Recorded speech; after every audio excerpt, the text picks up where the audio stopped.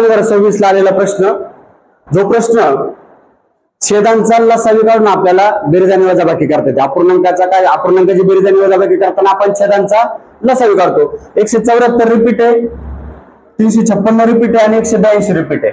मग 174 ला ए जर म्हटलं आपण, बघा 1/a आणि 356 ला जर बी म्हटलं तर 1/ab.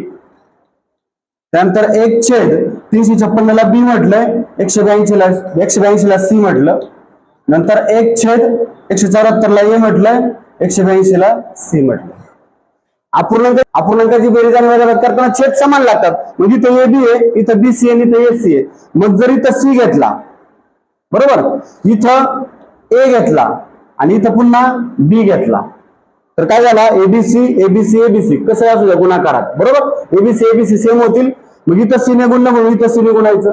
इथं किती गुणलं आपण, ए ने गुणलं आणि इथं किती गुणलं, बी ने गुणलं.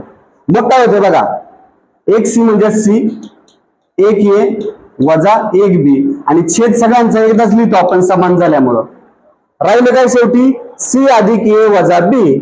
मग सी आणि ए, सी कशाला म्हटले आपण, 182 ला, ए 174 आणि त्यातून बी वजा करायचा. बी म्हणजे किती, 356.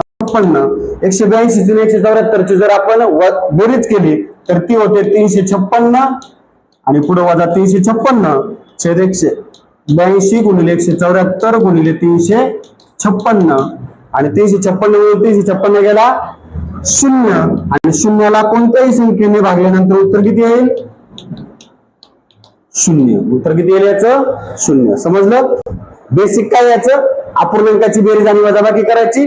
त्यासाठी आपल्याला छेद समान करायचे आणि छेद समान करून मग त्या दोघांची ए आणि बी ज्याला म्हणलं होतं त्यांची बेरीज होणार आहे आणि त्यातून वजाबाकी करायची.